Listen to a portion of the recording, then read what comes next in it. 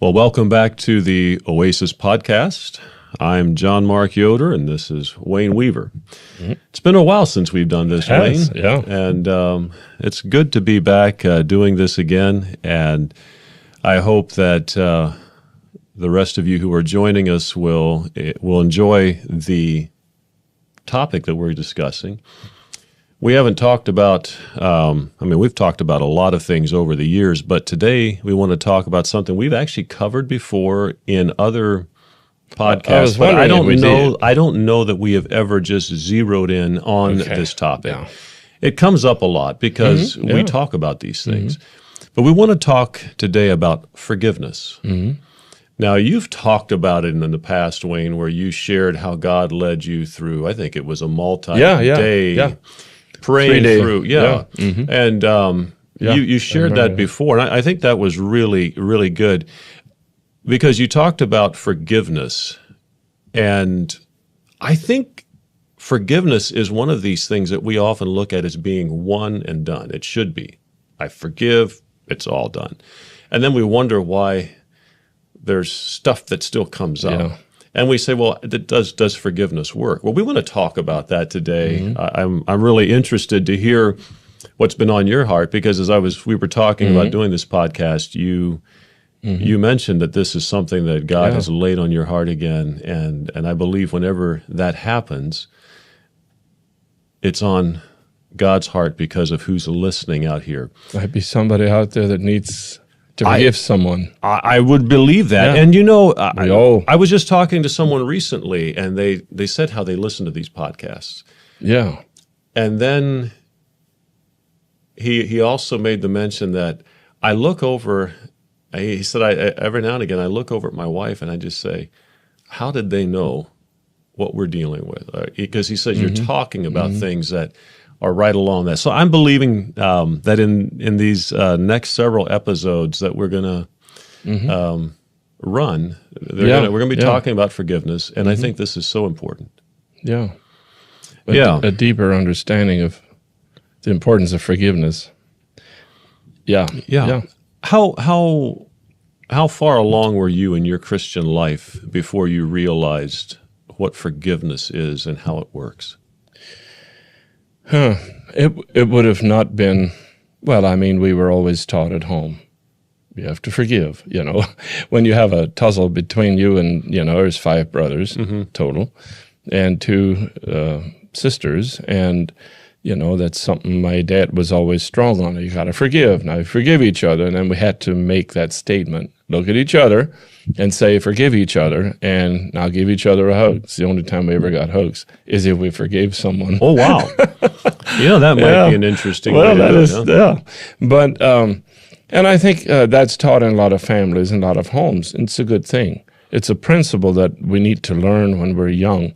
However, going through the time of forgiveness, I think I've kind of learned it where I saw there is no other options, that the only thing that you can do to keep you from getting hurt over and over and over and over on the exact same incident is forgiveness. And I know some people think there is a Dutch phrase that forgiveness is forgetting. It's not. It's not. No, it's not. You don't forget incidents, but you can. You see, forgiveness kind of works this way. In fact, this is how it works. This is how I look at it: is if I would grab your arm, and I just literally grab it, I inflict something on you.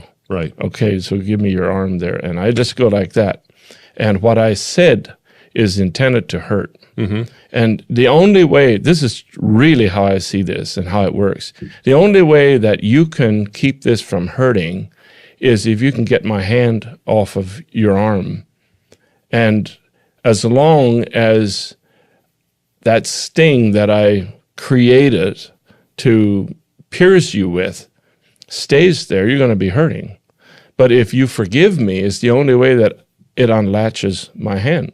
Well, that's a good illustration. It is. Mm-hmm. It is. Now you can't hurt me. As long, and I've dealt with this in a lot of people's lives, as long, well, he hurt me, she hurt me, they hurt me, him or her, husband, wife, or it can be anyone. hurt me, and it hurts. It hurts, and it does. It really hurts. But as long as you do not forgive, the only way you can do that, unhurt that, and take that device off of your heart or off of your hand, is if you choose to release it. Mm-hmm. And that release is called forgiveness. And isn't that something, when you describe it that way, when I choose to hold out for justice, I actually keep your hand clamped on my arm. Exactly right. And here's what we normally do, or what happens is I do this, and then you do this. You grab this arm, and you try to even insert or push harder and hurt even worse, and I do too. That's how, and we're talking about biting and fighting because the Bible talks about it. But that's how it works. But nobody wins, and both people get hurt.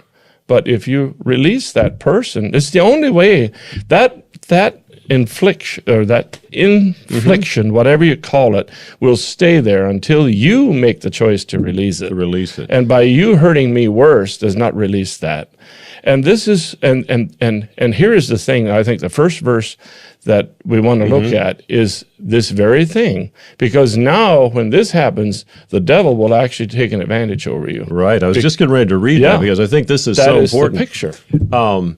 As we read this, I think talking about that very thing, it reminds me of a particular cobra that actually, when it bites, it has to latch on and work the venom. And to get that stopped, you have to get it off.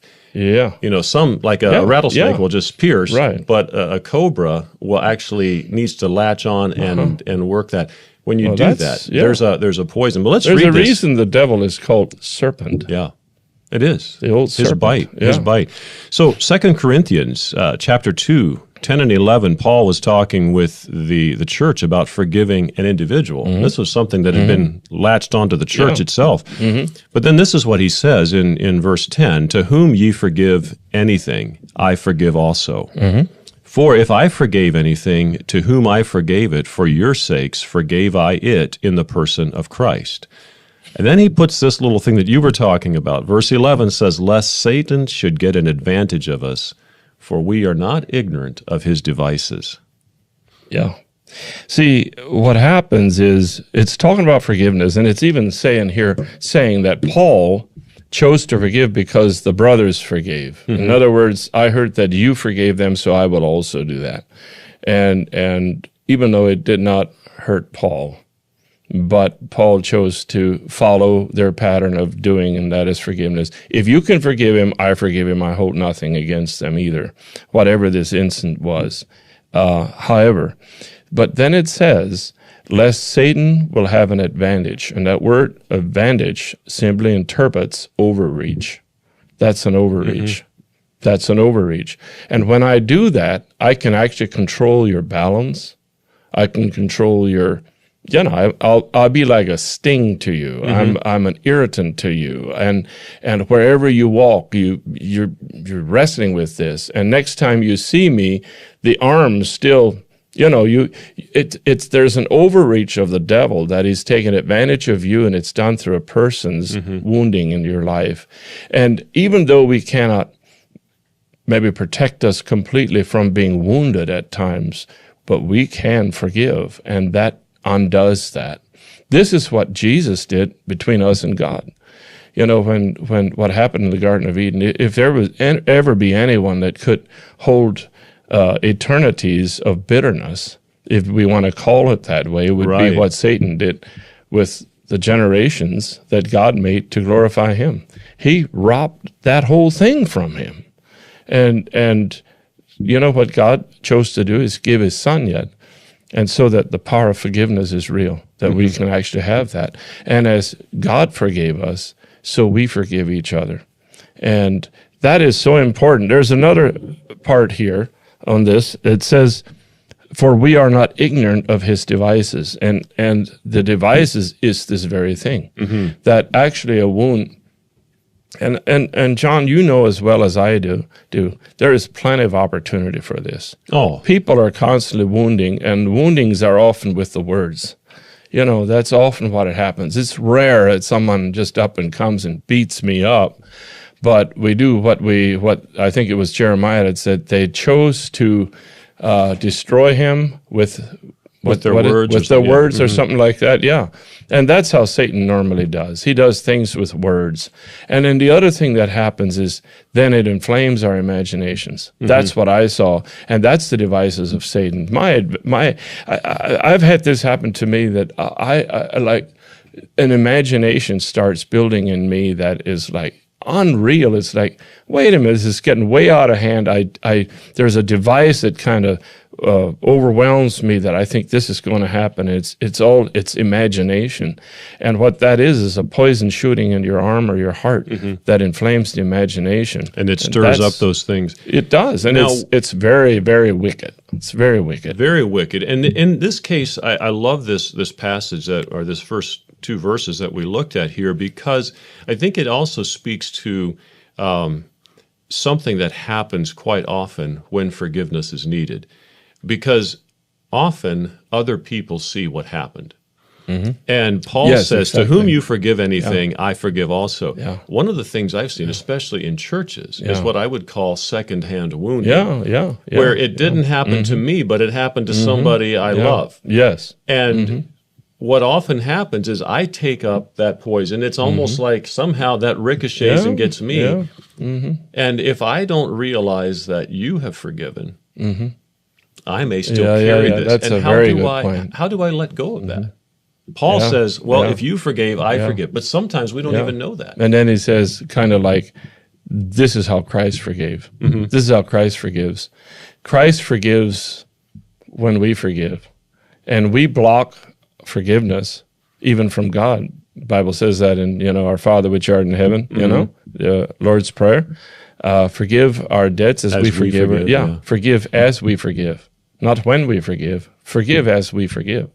So how do I forgive? That's how he forgives. Those are scary verses. It is. When you think about it. Very serious. Not scary, but serious. Yeah. They're serious verses, but they have a lot of, there can be a lot of strongholds on this. It was interesting. I knew this is a subject we're going to be speaking about. So yesterday I was sitting at a table in a restaurant, and a guy walks up to me and in a conversation, and he was just talking to me. And all at once, he reached into his pocket and he pulls out $100 bills. And look, there's a big stack. And he said, I owe this to you. I said, you don't owe anything. He said, yeah, this goes back 30 years ago. Wow. 30 years ago, I got something from you that you didn't know about necessarily, but I told your son told me that if you see him, give him, the money that was, had to do with something that he, had bought. And he said, every time I see you, I think of this. And I see this man on the road, and he's a businessman, and is a likable person, is a successful person. And I never knew this, but he knew it. And to me, it was, it moved my heart. Later on in the afternoon when I got home, I was like, this is really exceptional. He could have just said, no, I don't owe it. But it was something a little, and he tried not to neglect it. It's just the opportunity was very seldom. His dad died. I was at the viewing and shook his hand. Other than that, it's almost always road meetings that we meet each other on the road and wave and so forth. So it's not that he really had opportunity to run into me. But here, this is a little bit, there's a bunch of them. And here's the story that it reminded me of immediately. I didn't share it, but it reminded me of this immediately. And I've given this story down through the years. This preacher, Amish preacher, had a buggy, and he was at a wedding. And it was a cold night, miserable cold. And they didn't like this preacher. And so the youth at the wedding, it was a pretty wild party, several of them decided, let's fill his buggy box. That's where they put the feet in. Fill it with stones, just for mean. Because you've got your halter and everything underneath there, and you'd have to dig that out and when you hitch the horse again. Anyways, and so he came out and was ready, look all this to hitch the horse, and he saw it was full of gravel and stones. And that's not very nice. And then the other thing, someone has something against you. And being a preacher, this can easily affect you. Right. Where you wonder, you try to figure out who this is, why this happened, and it can make things very difficult for you.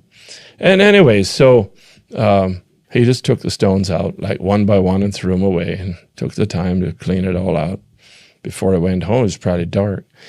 It was years later, one night, supposedly around midnight, the story goes, somebody knocked on his door. And, at that time of the night, you just don't run for the door. He said, what's going on? And you got out of bed, went to the door, and there was a man standing there, rather a younger man, but he was crying. And he recognized him and told him to step in, and he did. And he said, hey, I'm just here to make some things right. He said, do you remember years ago at a so-and-so's wedding, you came out to your buggy and it was full of stones? And he said, I'm here to confess that to you. That was me, and I want to make it right. And the preacher, I think it was a bishop, said, yes, that's not a problem. But he said, let's learn something from this. He said, I took those stones and I threw them out of the box, one by one, till they were all gone. But you carried them with you all these years. There's the difference of forgiveness. It's, again, these things, that was someone that needed to ask forgiveness. And we are talking about things that basically we forgive even if they don't ask, which is the scriptural way to keep you from getting hurt. It's throwing the stones out of the buggy box, right? But I do see the other side of forgiveness that is really important, that can stifle someone's Christian life and growth and allow Satan to take advantage of even the idea of having this kind of leprosy in your life. And so it'll corrode you to the point where you're affected in your thinking about that person and even other people. And the problem is you're thinking everyone's hurting you, but you're actually the one that has been hurt. Right. And you refuse to go back to ask forgiveness. And I'm very strong on that restitution has to be made. I know that it has to. That's part of forgiveness. That's the other side of the coin. We're talking about the person that is the victim. When some incident happens. But the other side, the other person that also is the victim, and he probably is the one. We often call them the perpetrator, but it is the victim. He becomes a victim of his own crime. Yeah. And so he has to go and make things right. That person has to. I know of many things that were done that I know all about. I know all who did it. I know very clearly who did it. I know the instant of what happened, things that people have no idea that I would even know. They've never said a word about apology or anything because they don't think I know. This goes down through many years of being preacher, and so. But I watch and observe these lives, and some of those lives you can see there's a problem there. They don't go anywhere in their Christian life. It's the same tune from year to year to year. Nothing's changed. God's not really working in their life. It's obvious, and this comes from things like this. And if it happens only towards maybe me, and I'm not throwing anything towards, this is not any defense, right? But I'm just saying it. This is important. If you want growth in your life, if you want healthy thinking and healthy life and prosperity in your life in about every direction of life, these are things that have to be taken care of. And I think that when Christ comes in, we often wonder why Christ isn't working in our lives or why we don't see that power. Yeah. Many times it's because we've tried to simply tell him about it, but we haven't gone back. Yeah. And the apology needs to go as far as the offense. Yeah. It does. It absolutely. That is really important. And I think it's neglected. It's really neglected. And I think this is the time to just, you look at that in your own life. What have I done? There's sometimes things that we do maybe against someone that we don't know. I'm not talking about that. Right. But I'm talking about things that are obvious, That we things do know. that you once, Things that still prick our conscience, Yeah. Wow. Well, these are so good. We're going to have to bring this episode to a close, but we're going to continue talking about this in the next couple of episodes because we've got a lot of scripture to cover. Yeah. We've only got one we down only got here. one. Yeah, but that's okay. We will continue on, but this is so good. Thank you, Wayne, and thank you for joining us. God bless you, and have a great evening.